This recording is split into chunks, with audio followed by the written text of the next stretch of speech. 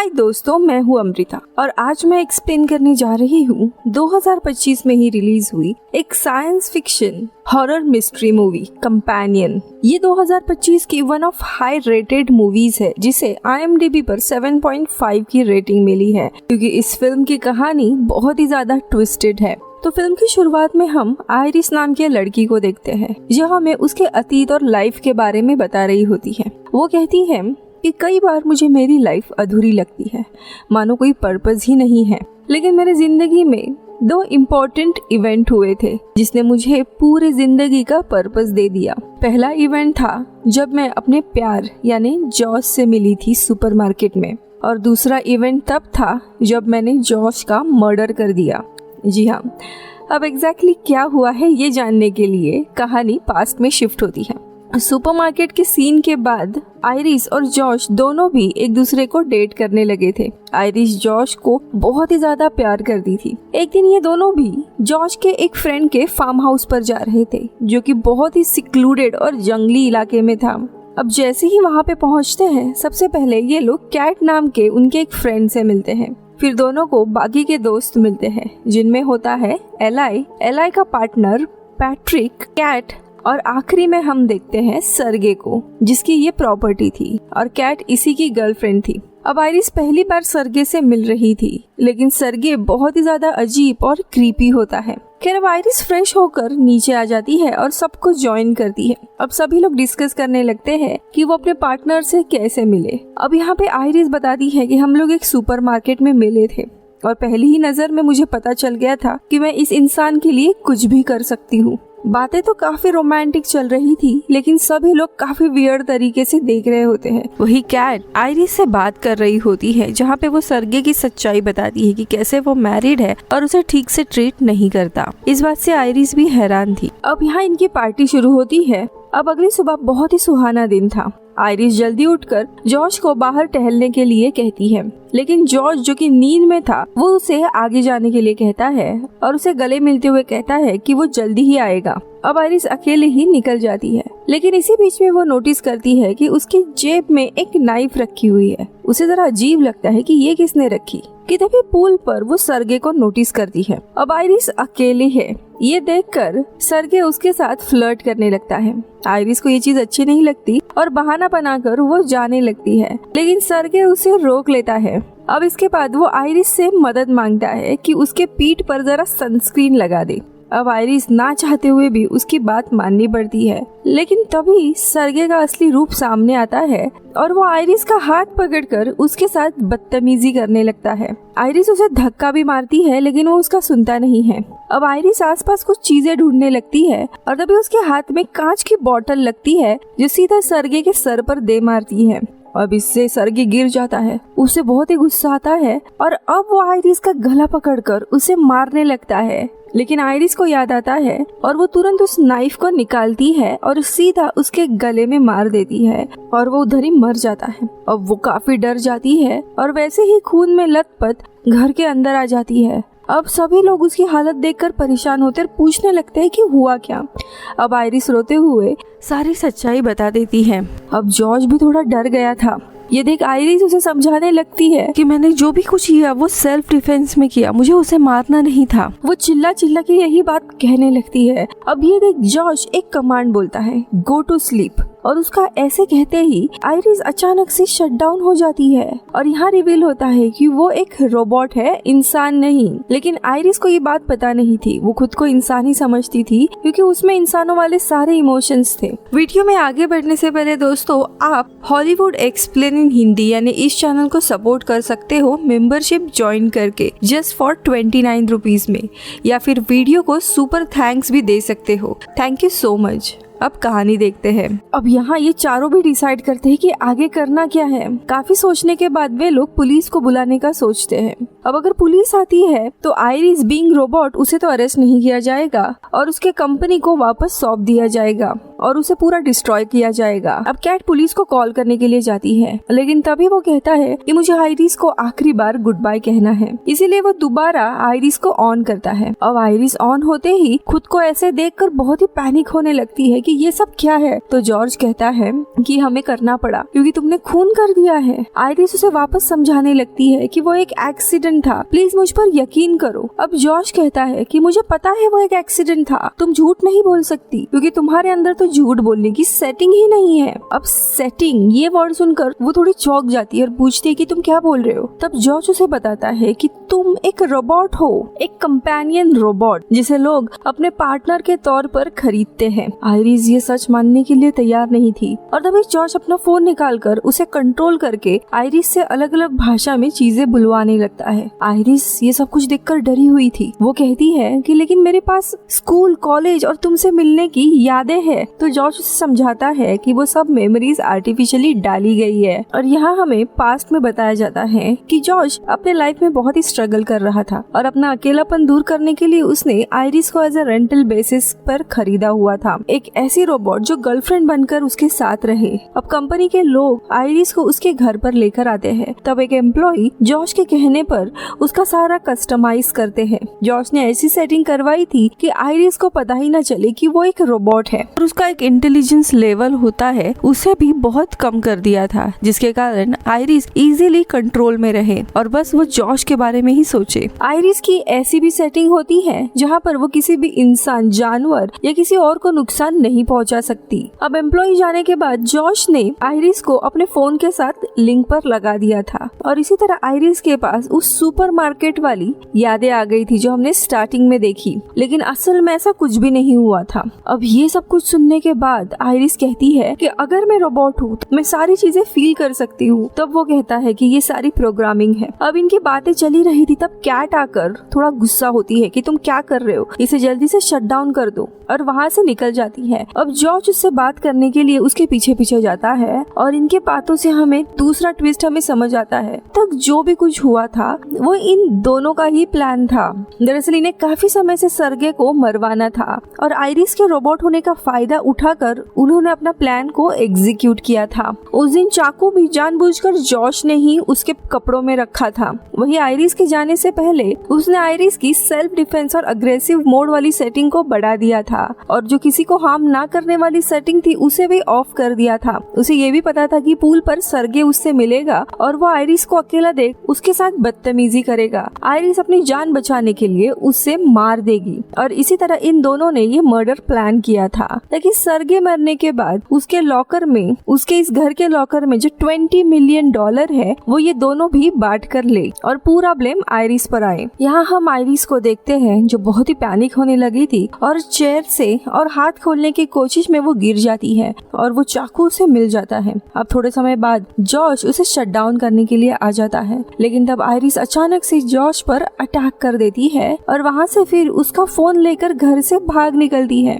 अब जॉर्ज और कैट उसे पकड़ने जाते हैं, लेकिन तब तक वो पैट्रिक और एलाई के सामने से घर से निकल चुकी होती है। अब जॉर्ज और कैट को पता था कि पूरे जंगल में वो अकेले तो उसे ढूंढ नहीं पाएंगे, इसीलिए वो पैट्रिक और एलाई से भी अपने प्लान के बारे में बताते हैं और उन्हें कन्विंस करने के लिए वो घर में रखे हुए पैसे भी उन्हें दिखाते हैं। अब पैसे देखकर एलाई हाँ कह देता है। अब ये लोग पैसे का बंटवारा वगैरह करने की बातें करते हैं, लेकिन पैट्रिक को कोई भी हिस्सा दिया नहीं जाता क्योंकि इसका कारण ये था कि पैट्रिक भी एक रोबोट होता है। जी हाँ, एलाई ने अपने लिए एक बॉयफ्रेंड खरीदा होता है, लेकिन डिफरेंस इतना था कि पैट्रिक को पता था कि वो एक रोबोट है। खैर अब सारे मिलकर आयरिस को पकड़ने के लिए बाहर के जंगल में चले जाते हैं। तो इधर आयरिस जंगल में छुपी हुई थी और जॉर्ज के फोन का सेटिंग चेक करने लगती है। जॉर्ज ने इंटेलिजेंट सेटिंग 60 से 40% रख दी होती है। अब यहाँ आयरिस को रियलाइज होता है कि उसने प्यार में धोखा खाया है और उसे अब यहाँ से कैसे भी निकलना था। अब सबसे पहले तो अपना इंटेलिजेंट 100% कर देती है ताकि वो फुल पोटेंशियल से सोच सके। इसके बाद वो यहाँ से निकलने का सोचने लगती है और अलग अलग सिनारियो रखती है, लेकिन उसे रियलाइज होता है कि उसके कपड़ों के कारण वो आसानी से पकड़ी जाएगी। फिर उसे ये भी रियलाइज होता है कि उसके पास जॉर्ज का फोन है और उससे जॉर्ज की ऑटोमेटिक गाड़ी को वो कंट्रोल कर पाएगी जिससे यहाँ से भाग सकती है। वो घर के तरफ भागने लगती है, लेकिन एक जगह पर एलाई और पैट्रिक को देखकर वो छुप जाती है। अब उनके बातों से उसे पैसे वगैरह का प्लान समझ आता है, लेकिन तभी जॉर्ज का फोन जो आयरिस के पास था वो बजने लगता है और अब वो लोग आयरिस का पीछा करने लगते हैं। एक पॉइंट पर एली आयरिस को पकड़ भी लेता है और दोनों में बहुत ही ज्यादा हाथापाई होने लगती है। वो आयरिस को मारने ही वाला था, लेकिन तभी आयरिस चालाकी से एलाई के हाथ से वो बंदूक लेकर उसी को शूट कर देती है और वहाँ से भाग जाती है। उसका पार्टनर पैट्रिक ये देखकर काफी ज्यादा रोने लगता है। तब तक कैट और जॉर्ज भी वहाँ पे आ जाते हैं और जॉर्ज आयरिस को पकड़ने के लिए उसके पीछे भागता है। यहाँ पे आयरिस जॉर्ज से बचते हुए उसके ही कार में आकर बैठ जाती है। जॉर्ज उसे दरवाजा ओपन करने के लिए कहता है, तो यहाँ आयरिस कार को वॉइस कमांड देती है, लेकिन कार का एआई उसकी कमांड नहीं लेता। अब इसके कारण आयरिस जॉर्ज का जैसे आवाज निकाल कर कार को कमांड देने लगती है, लेकिन इतने में ही जॉर्ज पास में पड़ा हुआ एक पत्थर उठाकर गाड़ी के कांच को तोड़ने लगता है। तभी अंदर आयरिस का वॉइस कमांड जॉर्ज से मैच कर देता है और कार सीधा निकल पड़ती है, लेकिन मेन रोड पे आने के बाद ही कार बंद हो जाती है, क्योंकि जॉर्ज ने कार के चोरी होने की रिपोर्ट कर दी थी, जिससे आयरिस बहुत ही घबराने लगती है। इसी दरम्यान जॉर्ज आयरिस को कॉल करके उसे मैनिपुलेट करने लगता है और माफी वगैरह मांगने लगता है और अपने रिलेशन को वापस ठीक करने की बात करता है। लेकिन यहाँ आयरिस अब बहुत ही ज्यादा स्मार्ट हो गई थी, इसीलिए वो सीधा उससे ब्रेकअप करती है और फोन काट देती है। अब जॉर्ज जंगल में पैट्रिक के पास आता है और उसे ऑर्डर देता है कि वो आयरिस को पकड़े, लेकिन पैट्रिक उसकी बात सुनता ही नहीं है। वो सदमे में था कि उसका कंपेनियन मारा गया है और अब वो अकेला है। अब जॉर्ज इलाई का फोन लेके पैट्रिक की सेटिंग चेंज करता है। पैट्रिक को कंट्रोल करने के लिए उसे सीधा रिसेट कर देता है और उसे ऑन करने के बाद उसकी जो लव लिंक होती है उसे एक्टिवेट करता है खुद के साथ, यानी अब पैट्रिक उसका कंपेनियन बन जाता है। पैट्रिक के दिमाग में जो सारी यादें एलाई के साथ होती है वो अब जॉर्ज के साथ आने लगती है। वही दूसरी तरफ आयरिस किसी तरह विंडो तोड़कर कार से बाहर आ जाती है, लेकिन तभी पुलिस की कार वहाँ पे आ जाती है।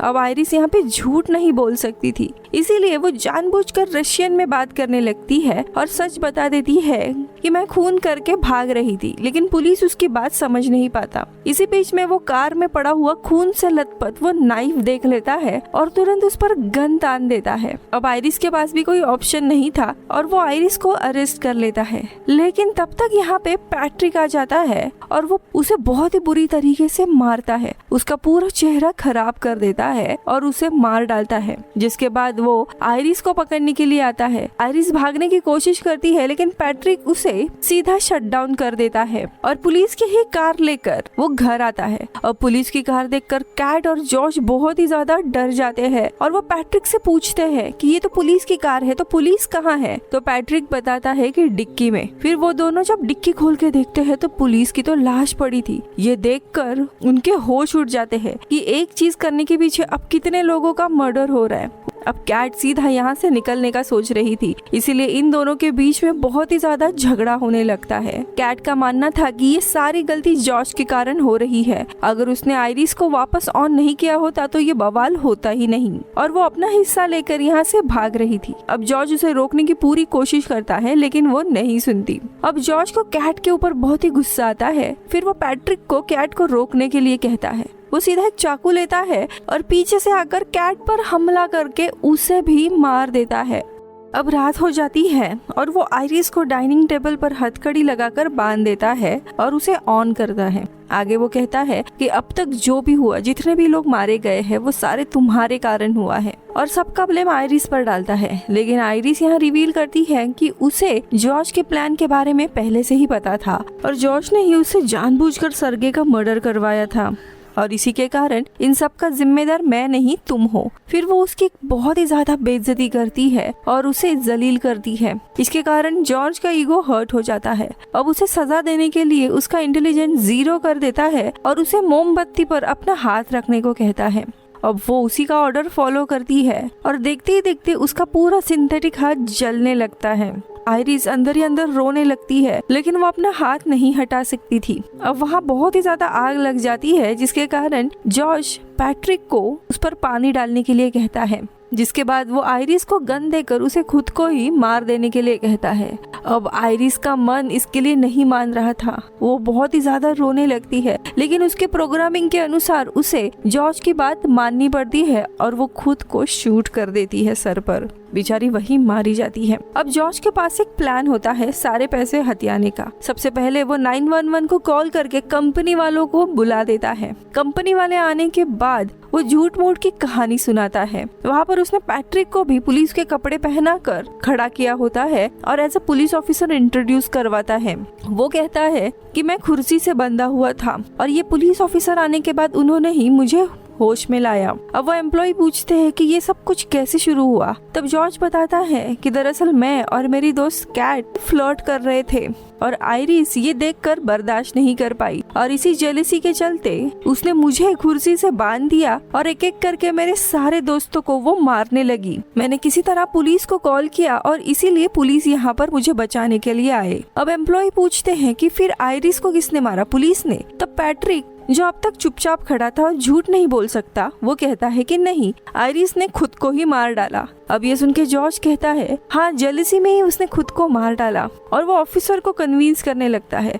तो ऑफिसर कहते हैं कि हम बस इसे लेकर जाने के लिए यहाँ पर आए हैं। अब हम आयरिस का CPU लेकर उसकी एक रिपोर्ट बनाएंगे कि क्या क्या हुआ और वो पुलिस को दे देंगे। ये सुन के जॉर्ज के होश उड़ जाते हैं। वो सवाल करता है कि इसका CPU तो खराब हो गया है ना? तो ऑफिसर बताता है कि नहीं, इसका CPU पेट वाले सेक्शन में है, वहाँ पे कोई भी डैमेज नहीं हुआ है। तो हम लास्ट टाइम क्या क्या एक्टिविटीज हुई ये सब कुछ देख सकते हैं। अब जॉर्ज की हालत खराब हो जाती है कि अगर ये रिकवर हो गई तो कंपनी वालों को सब सच बता देगी। इसके बाद ऑफिसर आयरिस को वैन में रखकर उसे रिकवरी मोड पर लगा देते हैं, लेकिन तभी जॉर्ज पैट्रिक को भेजता है, फायरिंग करवाने लगता है, जिसमें से एक एम्प्लॉय मारा जाता है, दूसरा टेडी नाम का एम्प्लॉय बचकर बाहर जाता है। इसी बीच में कार में आयरिस पूरी तरीके से रिकवर हो जाती है। या दूसरी जगह पैट्रिक टेडी को पकड़ लेता है और वो उसे मारने वाला होता है कि तभी वहाँ पे आयरिस एक टीजर लेके आती है और पैट्रिक को रोकती है, लेकिन वो पैट्रिक पर हमला नहीं कर सकती थी। तभी पैट्रिक बताता है क्योंकि तुम्हारी सेटिंग डिफॉल्ट हो गई है, तुम किसी को भी नुकसान नहीं कर सकती। वो टेडी को छोड़कर उसे मारने के लिए आता है और उसे काफी ज्यादा शॉक देता है, लेकिन तभी आयरिस उसे बताती है कि जॉश एक धोखेबाज है, वो तुम्हें यूज कर रहा है जैसे उसने मुझे यूज किया। तुम्हारा असली प्यार एलाई है, जॉश नहीं। अब पैट्रिक ये मानने के लिए तैयार नहीं था। वो कहता है कि तुम झूठ बोल रही हो, लेकिन तभी आयरिस उसे याद दिलाती है कि मेरी सेटिंग तो डिफॉल्ट है, पता है ना, मैं झूठ नहीं बोल सकती। अब फिर पैट्रिक जैसे ही खुद पर थोड़ा जोर डालता है, उसे धीरे धीरे सारी पिछली मेमोरी याद आने लगती है कि उसका असली प्यार एलाई था, ना कि जॉश। लेकिन एलाई अब मर गया है, जिसके कारण पैट्रिक वापस उसी सदमे में चला जाता है और खुद को मार डालता है। इधर जॉर्ज सारे पैसे लेकर भागने के चक्कर में था, तभी हॉल से उसे सर्गे, कैट और एलाई की आवाज आने लगती है। वो डर जाता है, लेकिन आयरिस सामने आ जाती है। अब वो फोन से उसे कंट्रोल करने के लिए जाता है, लेकिन आयरिस रिसेट हुई थी, तो वो अब काम करने वाला नहीं था। उसे अब कोई भी कंट्रोल नहीं कर सकता था, क्योंकि टेडी ने एज अ थैंक यू उसकी सारी सेटिंग बदल दी थी। अब वो गन लेकर जॉर्ज के सामने आ जाती है, लेकिन जॉर्ज उसे वापस बहला फुसलाने लगता है और उसे अपने प्यार में फंसाने लगता है। लेकिन इसी का फायदा उठाकर जॉर्ज उस पर अटैक करके उसे सीधा गिरा देता है और उसे घसीटते हुए वापस से मारने लगता है। अंत में जॉर्ज उसकी गन लेकर उसके पेट वाले सेक्शन में शूट करने ही वाला था, लेकिन तभी आयरिस उसे आखिरी बार जॉर्ज करके बुलाती है और फिर एक इलेक्ट्रॉनिक टूल लेकर सीधा उसके सर में घुसा देती है। जॉर्ज उधर ही काफी बुरी तरीके से मारा जाता है। अब देखते ही देखते सुबह हो जाती है। आयरिस फ्रेश होने के लिए जाती है, जहाँ पे वो सिंथेटिक स्किन निकालकर अपना रियल रोबोटिक हाथ देखकर काफी खुश होती है। एक अलग ही कॉन्फिडेंस उसमें आ गया था। कहानी के अंत में हम देखते हैं कि वो $20 मिलियन लेकर अपने नए जिंदगी के लिए निकल जाती है और यही उसका पर्पस था, जहाँ वो नई जिंदगी जीने वाली थी। और ये कहानी इधर ही खत्म होती है। सो आपको ये कहानी कैसी लगी मुझे कमेंट्स में जरूर बताइए। क्या ये 7.4 की रेटिंग डिजर्व करती है? मिलती हूँ अगले वीडियो में। Bye bye.